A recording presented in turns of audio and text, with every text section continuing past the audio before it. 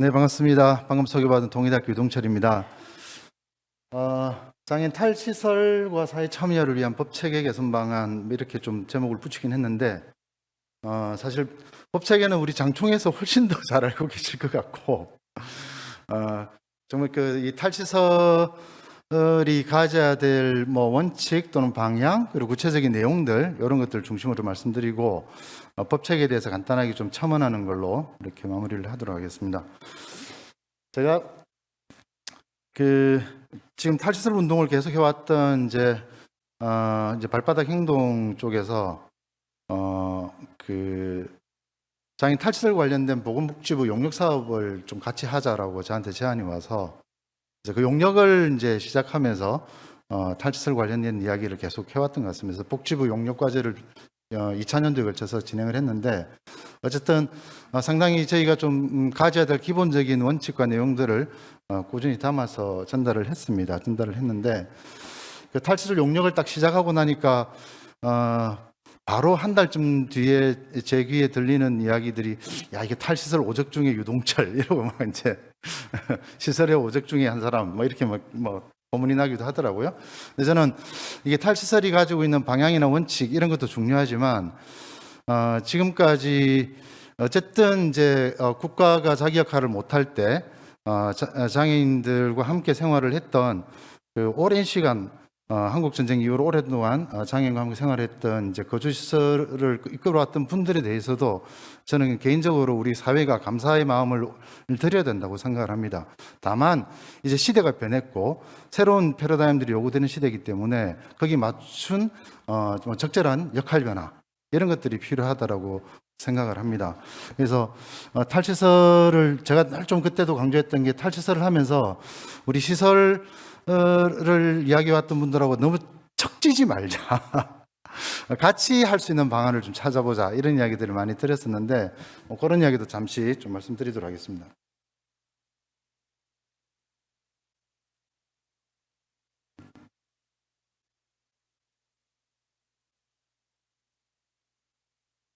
탈시설의 필요성은 아마 잘 알고 계실 텐데요. 우리가 우리 장애인정책 종합계획을 처음 수립할 때부터 지금까지 계속 사회통합 이야기하고 지역사회 중심 이야기를 쭉 해왔습니다만은 지속적으로 시설이 늘어났습니다. 이거는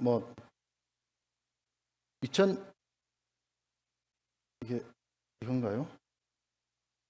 이거는데.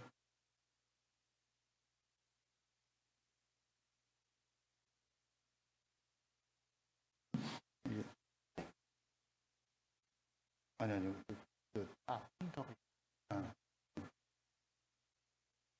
이 장애인 거주시설 수가 2001년도부터 2018년까지만 제가 써놨는데 계속 더 늘어났고요. 사실 공동생활 가정하고 단기시설이 2012년도에 이제 거주시설로 편입이 됐습니다. 아마 그 역사는 잘 아실 텐데, 장애인 거주시설, 그때는 생활시설이었죠. 생활시설을 운영하고 있던 시설장님들 중에 지금 방식의 대규모의 개인적인 생활이 보장되지 않는 생활시설은 문제가 있다라고 하면서 내부적으로 이제 소규모화하는 작업을 시작을 했습니다. 시작을 하면서 시설 바깥에 또는 안에는 체험원 비슷하게 바깥에는 그룹홈을 만들어서 시설에 있는 장애인들을 이제 밖에 있는 그룹홈으로 이제 보내서 거기서 생활하게 하고 생활이 가능하면 이제 지역사회에 자립한다. 이렇게 이제 생각을 했었는데 이게 이제 공동생활 가정이 그 당시에는 이제 지역사회 재활시설이었거든요. 그래서 생활시설에서 지역사회 재활시설을 왜 운영하냐, 이 불법이다. 라고 해서 계속 행정 점검상에서 자꾸 이제 하여튼 좀 문제점으로 지적을 받습니다. 그래서 생활시설에 있던 사람들이 정부에도 요구를 하죠. 우리 공동생활 가정을 그 생활시설로 거주시설로 변경해달라. 라고 요청을 해서 그래서 이제 공동생활 가정하고 단기시설이 2012년도에 거주시설로 편입이 됩니다. 지역사회 재활시설에서. 그래서 이 논의를 봐도 거주시설에 있던 분들이 정말 이렇게 소규모시키고 시설을 개혁하려고 하는 움직임들을 적극적으로 해왔었다라는 것을 우리가 알고 있습니다. 그렇지만 어쨌든 거주시설 수는 계속 늘어났고요. 엄청나게 늘었죠. 거주시 현원도 지속적으로 늘어나고 있습니다. 지금도 대기자들이 줄을 서 있죠. 줄을 서 있고 단 하나 이제 시설당 평균 거주인수가 계속 좀 줄어든 이런 이제 추이는 확인할 수가 있습니다. 그래도 아직까지도 저 100명, 200명이 넘어가는 시설들이 꽤 있잖아요. 그래서 대규모 시설이 여전히 많이 존재하고 있다라는 걸 알 수 있고요. 탈시설은 기본적으로 시설의 집단성에서부터 저는 이제 이 탈시설의 필요성이 제기가 된다라고 생각합니다. 아마 저기 뭐 남자분들은 뭐 이렇게 여러 가지 이제 경험들을 좀 하셨을 겁니다. 뭐 기숙사 생활을 하거나 또는 연수를 가거나 뭘 하거나 하면 집단 생활을 하게 되면 그 집단이 주는 기본적인 규칙들이 있습니다. 집단을 유지하고 집단이 돌아가야 되기 때문에 뭐 식사 시간을 정해 놓는다든지 메뉴를 정해 놓는다든지 또는 뭐 이렇게 뭘 해야 될 장소를 정해 놓는다든지 그런 게 필요하죠. 그래서 시설은 기본적으로 집단 생활을 해야 되기 때문에 개인 생활이 충분히 보장되지 않을 수밖에 없습니다. 집단 생활을 하면서 개인 생활을 완전히 유지한다? 이거는 어려운 거죠. 시설이 가지고 있는 집단성 때문에 어쨌든 탈시설은 꼭 필요하다라고 말할 수가 있을 것 같고요. 여기 보시면 여러 가지 이제 한 방에 거주하는 사람들이 3명, 4명, 5명이 되는 경우도 있고 일상생활에 대해서도 규제가 된다라고 이야기를 하고 일과 시간, 외출 시간 이런 것도 뭐 이제 뭐 여러 가지 통제를 받는다라는 이런 통계들이 조사를 할 때마다 계속 나오고 있습니다. 제가 이번에 지금 이제 국가인권위원회 용역으로 체험홈하고 자립생활주택을 하고 있는 생활 실태 조사를 하고 있는데 체험홈과 자립생활주택에서조차 이렇게 혼자 자기 마음대로 자기 개인적인 생활을 마음대로 유지하기 어렵다라는 비율이 한 20-30%가 꾸준히 나타납니다.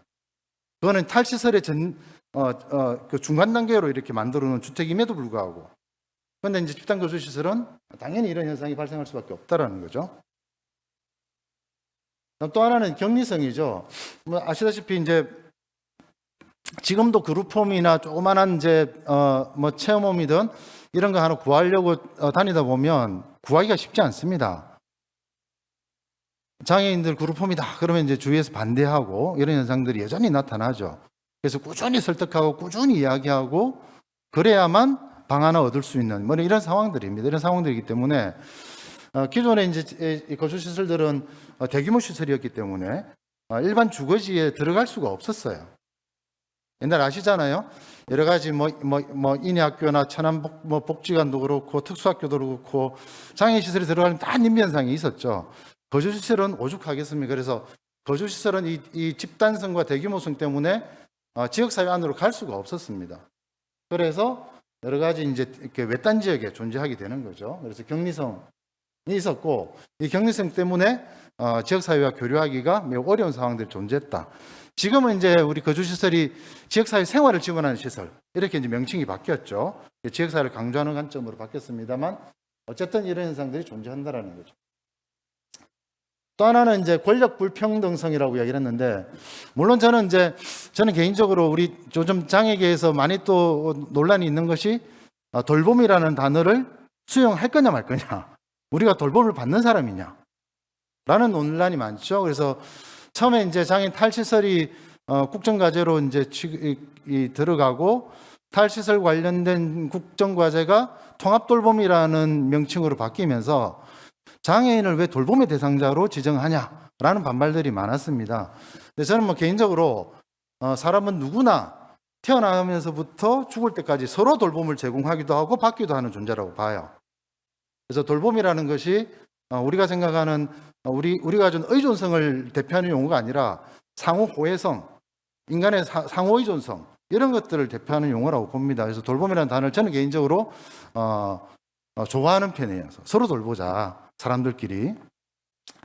어쨌든 그럼에도 불구하고 우리가 이 돌봄 행위에 대해서 서로를 아끼고 서로를 지지하고 뭐 이런 행위를 함에 있어서 이게 그 권력이 개입될 가능성이 상당히 높습니다. 특히 제도화되기 시작하면 순수한 돌봄이라기보다 권력과 제도에 따른 표준화된 돌봄을 제공하다 보면 이런 현상이 생기는 거죠. 그래서 돌봄을 제공하는 사람들이 돌봄을 받는 사람에 비해서 권력적으로 좀 우위에 서는 뭐 이런 현상들이 좀 생기죠. 그래서 이런 뭐 권력 불평등성 이런 것도 생길 가능성이 상당히 높고 지금까지 많이 존재했었다라고 볼 수 있습니다. 그래서 여전히 얼마 전에도 또 저 전라도 쪽에 또 뭐 장애인 거주시설에서 여러 막 문제가 생겼잖아요. 성폭행부터 막 인권침해 이런 것들이 아직도 계속 이렇게 나타나고 있는 겁니다. 또 하나는 이제 비선택성이죠. 이게 사실은 이게 뭐 제일 중요하고 지금 뭐 장애인 권리보장법이나 장애인복지법 개정 법률안들도 기본적으로 거주시설의 자기결정권에 대한 강조를 많이 하고 있습니다. 이 대규모 우리의 거주시설은 자기결정권이 보장되지 않았던 시절이었습니다. 그래서 거주시설의 출발점은 사실 타의에 의한 입소가 절대적으로 많았다라는 점이라는 거죠. 그래서 국가인권위 지난번에 2017년도 조사했던 자료이긴 합니다만 거주시설하고 정신요양시설 조사를 해봤더니 비자의 입소가 한 67, 68% 정도라는 거죠. 지금 이제 탈시설 이야기하면 이제 반대하는 분들이 이제 크게 두 그룹이 있습니다. 한 그룹은 이제 거주시설을 운영하시는 분들이고 또 한 그룹은 부모들입니다. 장애인 가족들. 탈시설에서 그럼 가족들한테 다시 부담을 떠넘기려고 하는 건 말이냐. 라는 이제 이야기들이 있는 거죠. 그래서 가족들도 반대하는 분들이 꽤 많고요. 거주시설을 운영하시는 분들도 탈시설은 거주시설을 부정하는 거다. 거주시설이 가졌던 사회적 의미, 사회적 역사 이런 것들 부정하는 거다라고 해서 반대를 하게 되죠. 어쨌든 이 거주시설은 전반적으로 본인보다는 가족이나 또는 행정적인 조치에 의해서 들어가는 경우가 훨씬 더 많았다라는 거고 지금 강조하는 이 주거에 대한 자기결정권. 주거에 대한 자기결정권은 크게 이제 세 가지입니다. 하나는 내가 어디에서 살지를 결정하는 것. 그리고 내가 누구와 함께 살지를 결정하는 것. 그리고 그 시설에서 일어나는 일상적인 행위를 내가 결정하겠다라는 것. 그 세 가지가 이제 거주의 자기결정권의 핵심적인 요소인데 어쨌든 이런 것들이 충분히 보장되지 않는다라는 거죠. 그래서 탈시설이 되려면 기본적으로 이제 탈시설 국가계획이 수립이 되고 추진 체계가 만들어져야 됩니다. 우리 지금 이제 8월달에 탈시설 계획을 보건복지부에서 발표를 했는데 제가 보기에는 좀 큰 그림만 제시한 것 같다라고 생각이 들고요. 그래서 탈시설에 대해서 탈시설 로드맵에 대한 좀 비판적인 이런 이야기들이 많이 나오고 있습니다. 어쨌든 탈시설 국가계획이 좀 더 촘촘하게 좀 만들어져야 되고요. 그 다음에 우리가 이제 우리 장애정책 종합계획을 만드니까 이 안에 탈시설 국가계획이 구체적으로 좀 들어가야 된다. 그냥 단어 한두 개로 들어가는 거 말고 좀 구체적인 게 좀 들어갈 필요가 있습니다. 그리고 탈시설이 되려면 저는 그 탈시설 민간 합동 TF나 특별기구를 만들어야 된다고 생각을 합니다. 지금 이제 보건복지부에서 탈시설 정책을 주도를 하고 있지만 탈시설 정책은 아시다시피 보건복지부가 가지고 있는 자원으로는 해결할 수가 없습니다. 보건복지부가 가지고 있는 자원들 다 쓰고 그 다음에 우리 지역사회 통합돌봄을 보면 첫 번째 요소로 나오는 게 주거예요.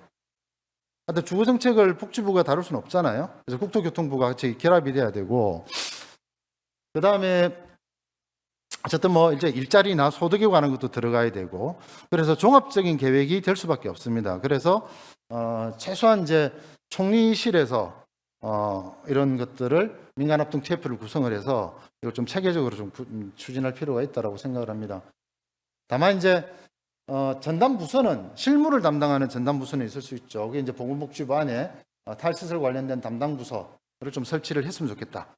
정 안 되면 전담 인력이라도 팀으로라도 좀 만들었으면 좋겠다라고 생각을 합니다.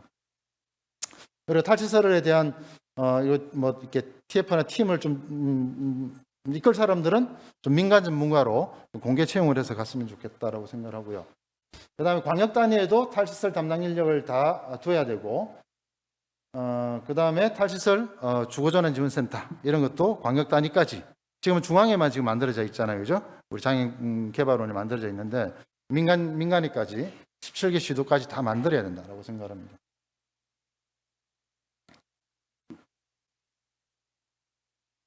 그 다음은 이제 개인별 탈시 지원 체계하고 지역사회 거주 지원 이런 것들을 해야 되죠. 그래서 이게 탈시 지원 센터가 왜 필요하냐면 장애인들이 탈시를 하기 시작하면 초창기에 집중적이고 복합적인 서비스가 제공이 돼야 됩니다. 초기 정착을 위한. 이게 안 되면 다시 시설로 돌아가거나 지역사회에 정착하기 어렵습니다. 이 역할을 해줘야 될 때가 탈시설 전환지원센터죠.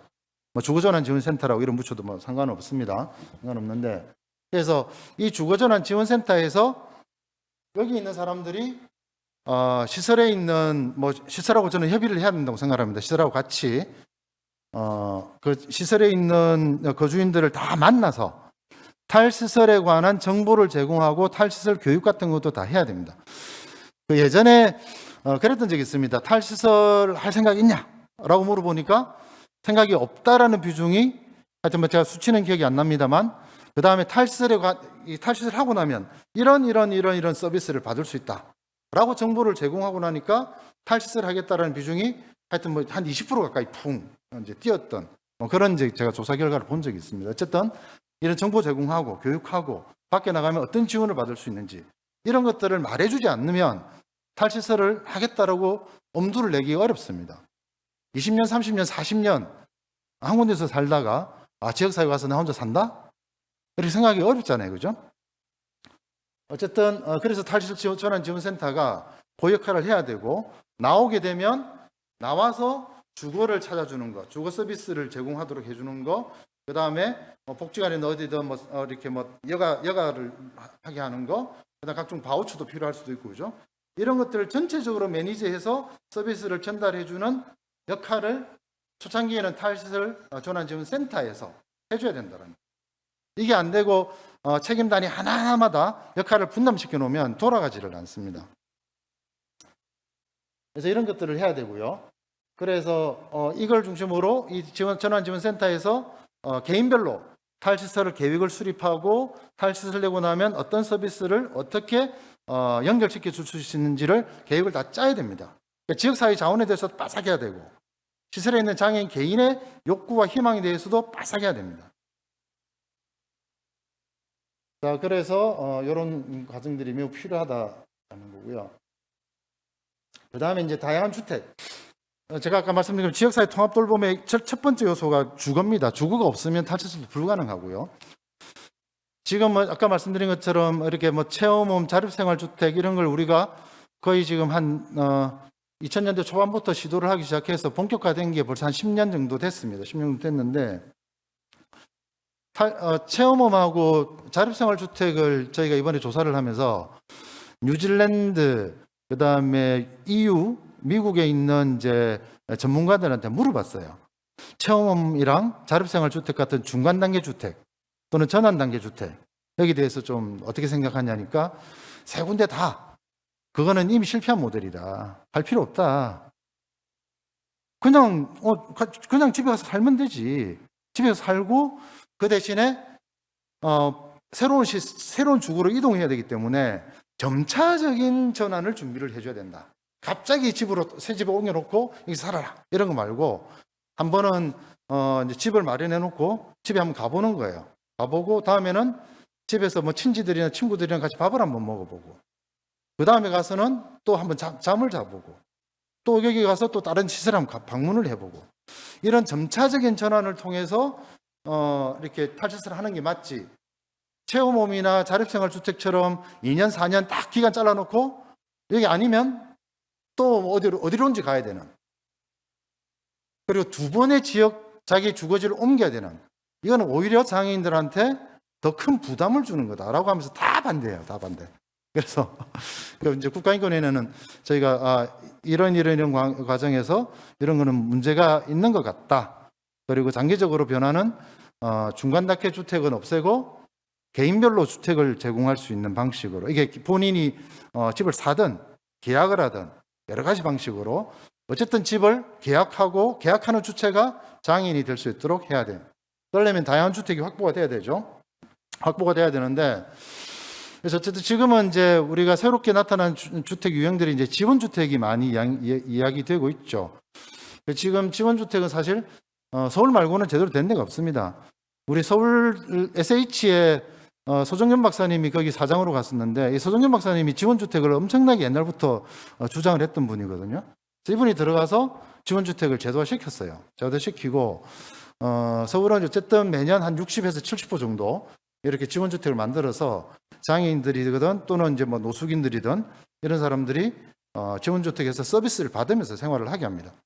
이 지원주택은 제가 저는 개인적으로 그래서 이번에 이제 뭐 대선 후보 뭐 공약 좀 도와달라 뭐 이런 이야기도 있고 해서 지원주택을 1년에 한 1,000호씩은 만들자.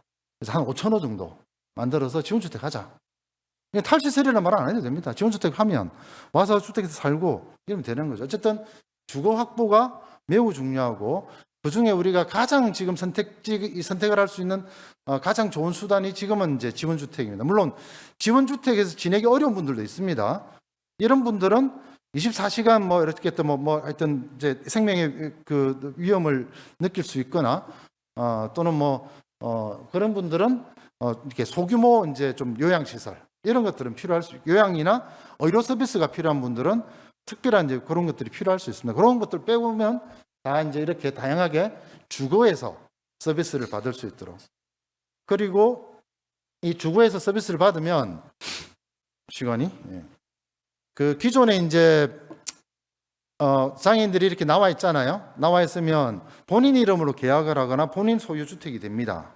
임대주택도 본인이 계약을 하게 되고요. 그럼 서비스 받는 사람은 서비스 제공 기관은 그 주거 소유자하고 다른 거예요.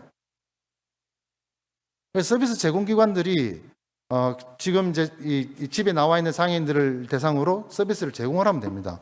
서비스 제공을 하는데 저는 뭐 개인적으로 이런 서비스 제공 기관은 이제 지방자치단체가 그 인정하는 이런 이제 우수한 서비스 제공 기관들을 선택을 해야 되고 아무한테나 맡기면 안 됩니다. 시장화시키면 안 되고요.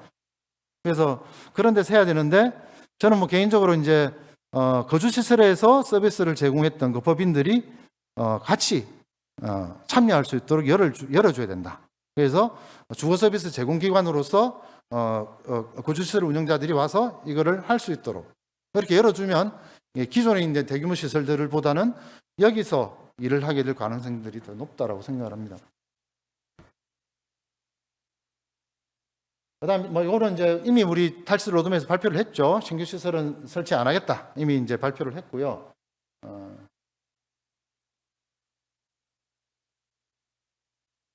사실 신규 시설 설치 안 한다라는 방침이 있을 때부터 이제 거주 시설에서는 그럼 우리 대기자들 아무도 안 받을래? 뭐 이런 이야기들도 있곤 했었습니다. 물론 여기 대기하고 있는 분들을 생각하면 좀 답답한 상황이긴 해요. 답답한 상황이긴 하지만 기본적인 원칙이 명확하지 않으면 국가 정책은 늘 흔들립니다. 그래서 이걸 원칙으로 하되 그런 상황이 있으면 여러 가지 좀 이 방책들을 만들어 줄 수 있도록 해야 된다고 생각을 합니다.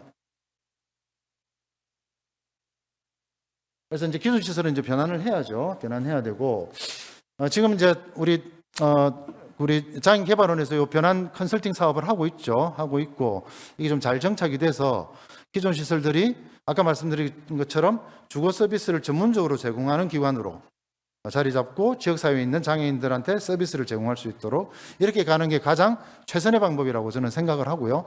다만 이제 지금 복지부는 시설에서 계속 요구했던 소규모 유닛화 시키는 거, 이 방법도 이제 탈시설의 한 방법으로 인정을 했습니다. 탈시설 로드맵 발표할 때 그까지도. 그래서 요 부분에 대해서 좀 이제 이견들이 많아요. 장애는 이제 탈시설 운동했던 사람들은 아니 그 소규모 유닛화 시키고 거기서 서비스를 제공하면 어쨌든 주거지도 그 서비스 제공기관의 주거지고 그다음 서비스 제공하는 기관도 서비스 제공하는 기관들이 주거지 소유기관과 서비스 제공하는 사람들이 동일하게 되면 장애인들이 서비스가 싫다고 하더라도 떠날 수가 없다라는 거예요. 그래서 이렇게 서비스 공간을 유닛화시키고 유닛화된 공간이 기존 거주시설 운영법인의 소유고 서비스도 기존 법인에서 운영하는 거. 여기 대해서는 이제 장애인 탈시를 운동했던 그룹들은 반대가 많습니다. 그래서 이번 탈시 로드맵에 대해서 반대하는 핵심적인 이유 중에 하나가 그겁니다. 그래서 결국 이거는 시설의 소규모화를 인정한 거다. 이런 이야기들을 많이 하죠. 그래서 저는 개인적으로 주거는 개인이 계약하는 게 맞고, 개인이 계약하고 기존 거주시설 운영자들은 서비스 제공기관으로 이렇게 서비스를 만들고 거기 인력들이 계속 이제 활동을 하면 된다라고 생각하고, 그게 가장 좋은 방법이 아닐까라고 생각을 합니다. 요거는 엄청나게 많아서 기존 시설 변환하자라고 해서 그냥 되는 게 아니거든요. 이게 지금 법인 재산권 처분하는 것부터, 그 다음에 기존에 있는 또 다른 지역으로 또 작은 집들을 찾는 것부터 여러 가지들이 많이 이제 걸려 있습니다. 또 기존 시설 인력들을 어떻게 할 거냐, 이 사람들을 어떻게 기능 전환을 시킬 거냐, 이런 것부터. 그리고 서비스 인력은 괜찮은데 행정직, 기술직, 식당에 하여튼 요리사, 이런 분들은 어떻게 할 거냐, 이런 문제까지 제기가 됩니다. 그래서 그런 문제가 워낙 복잡한 문제들이 있기 때문에 점차적으로 좀 섬세하게 디자인을 해야 된다고 생각을 합니다. 이번에 우리 시간이 없어서 지방정부에서도 탈시설 이용객 수립해야 되고 전담부서 같은 거 만들어야 됩니다. 만들어야 되고요. 방역단위 아까 말씀드린 것처럼 탈시설 지원센터, 중앙의 탈시설 지원센터는 전체적인 그 방향과 원칙과 제도와 지침들을 만드는 조직입니다. 구체적인 서비스를 제공하는 조직이 아니고, 구체적인 서비스는 광역 탈시설 주거전환 지원센터에서 구체적인 서비스가 제공이 돼야 됩니다. 그래서 광역 단위에 이 센터가 없으면 사실 중앙센터의 역할이 매우 미미할 수밖에 없습니다. 그래서 광역 단위의 센터 만드는 매우 중요하고, 이거 계속 만들어 달라고 이제 이렇게 복지부에 예산 요구를 계속 했었는데 잘 안 됐죠. 부산은 제가 있으면서 하나 만들었어요. 그냥 부산에 만들자 이래서 만들었어. 지금 이제 하고 있습니다. 그 다음에 이제 여러 가지 서비스 연계 지원, 예산 배정, 아까 말씀드린 것처럼 이 개인별로 탈시설할 계획을 다 수립하고 거기에 맞춰서 여러 가지 지역 사회에 있는 서비스들 다 연계시켜 줘야 되고요. 이런 것들에 대한 지원 체계, 예산들을 광역자치단체 수준에서 예산을 다 만들어야 됩니다. 만들어야 되고, 이게 매우 중요하죠. 사실 이게 탈시설의 가장 핵심적인 겁니다. 그래서 이런 과정들을 이제 광역지방자치단체들은 역할을 하고, 준비전환 정착 유지 단계까지 이렇게 해서 연착륙할 수 있도록 해야 된다. 우리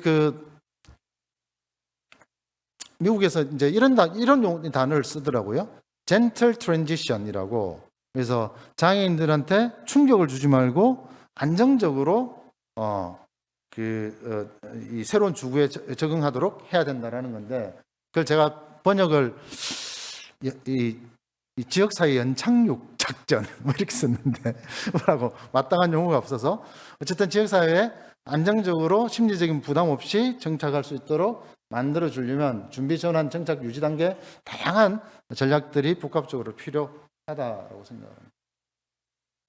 그래서 이렇게 만들어져서 운영이 돼야 되고요. 이 중에 제가 말씀드린 제일 중요한 게 이제 시도 탈시설 지원센터하고 개인별 전환 지원팀, 이게 가장 중요합니다. 이게 핵심이에요. 이게 제대로 구성이 안 되면 저는 탈시설 어렵다고 봅니다. 복지부에서 장애 탈시설 로드맵 이제 8월달에 발표를 했는데 전반적으로 이런 게 있었죠. 주거 선택권을 이야기를 했고, 거주 전환 체험, 여기 체험홈이 들어갑니다. 체험홈이 들어가서 이번에 저희가 이제 국가인권위원회에 체험홈을 확장하는 정책은 좀 중단해달라고 부탁을 지금 하려고 그래요. 아직 용역이 끝이 안 나서 용역에다가 좀 부탁을 하려고 그럽니다. 그래서 그 다음에 아까 말씀드린 것처럼 초기 집중 지원, 여기 제일 중요합니다. 초창기 집중적으로 지원하는 거, 이런 거 이제 하기로 했고요. 그 다음에 연계하는 것도 들어가 있고, 신규 시설 설치 금지, 공동생활 과정 거주자 중심 개선, 요게 들어가는 바람에 좀 문제가 있어요. 어쨌든 근데 탈시설 완성이 41년입니다. 20년 뒤에요. 20년 뒤. 그래서 지금 탈시설 운동했던 사람들은 내 죽기 전에 탈시설 되는 거 보겠나? 이런 사람들도 있습니다. 저희는 한 10년 단위 계획으로 제안을 했었는데 하여튼 20년에 걸쳐서 탈시설 완성하겠다고 했습니다. 어쨌든 법을 쭉 보시면 여러 가지 이제 법들이 발의가 됐고, 20대 때는 이제 이 거주시설에 관한 것도 좀 많이 발의가 됐고요. 이번에 21대에서는 최영 의원이 탈실지원법을 구체적인 탈실지원법을 이제 발의를 했습니다. 발의를 했고 나머지 지금 이제 권리보장법에 들어 있는 뭐 김민석 의원안이나 이제 장영 의원안이나 이런 거는 이제 탈실에 관한 기본적인 내용들이 들어가 있고요. 최영 의원이 발의한 법안이 제가 아까 말씀드렸던 그런 내용들이 다 포함되어 있습니다. 다 포함되어 있어서 저는 개인적으로 최영 의원 발의안이 탈시설지원법으로 통과가 됐으면 좋겠다라고 생각을 합니다. 전반적으로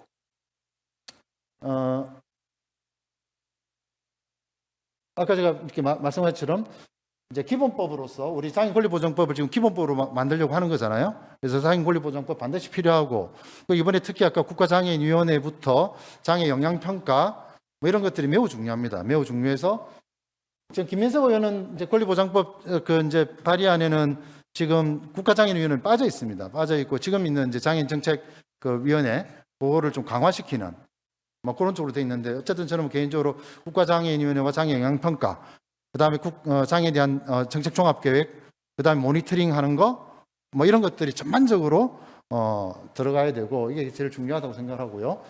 특별법으로서는 탈시설 주거전환 지원법이 만들어져야 된다. 장애복지법을 지금 이제 복지부는 개정해서 이제 탈시설 관련된 내용들을 넣으려고 하는데 이게 장애복지법 안에는 뭐가 있냐면요, 거주시설도 들어 있습니다.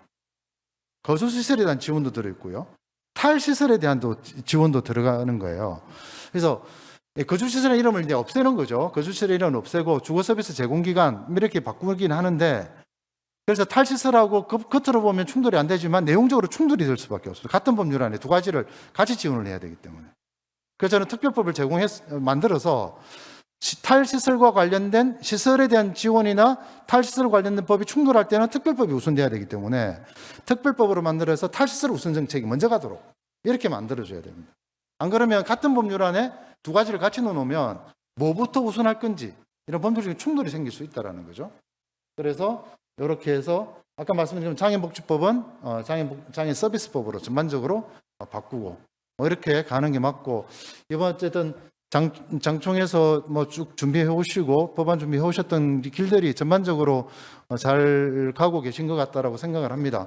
어쨌든 열심히 해주시고 저도 그냥 힘 닿는 한에서 옆에서 좀 계속 말씀을 같이 올리도록 하겠습니다. 감사합니다.